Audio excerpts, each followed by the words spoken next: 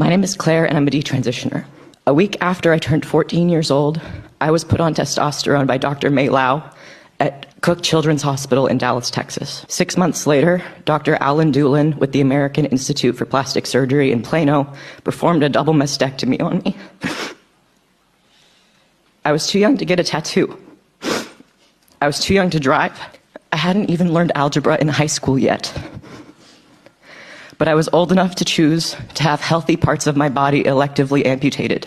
I was sold a product, medical transition, by professionals and institutions who told me that it would fix my distress and save my life.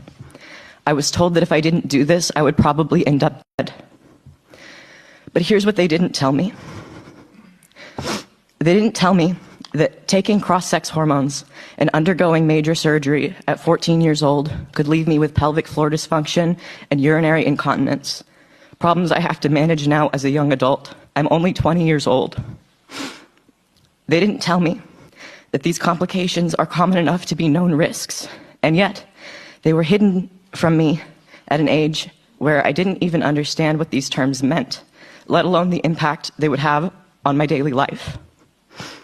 And it doesn't stop there.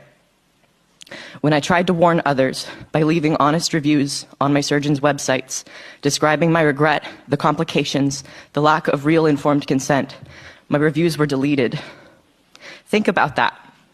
A surgeon permanently altered my healthy body when I was a middle school student and then erased my negative feedback to protect his reputation. If that doesn't sound like fraud, I don't know what does. In any other context, selling a medical product in this way, with half-truths and hidden side effects, would be considered fraud. If a pharmaceutical company pushed a drug on children without disclosing the lifelong damage it can cause, they would be sued out of existence. If a cosmetic surgeon buried evidence of complications, they would be shut down. But when it comes to gender medicine, it's not just allowed, it's celebrated. And anyone who asks questions is called hateful. Every week, I hear from more young men and women like me, people who were convinced as kids or as teenagers that the only way to survive was to become a lifelong medical patient. We now live with the irreversible consequences, the scars, the side effects, the pain, and the grief. And we watch helplessly as the same professionals and clinics keep selling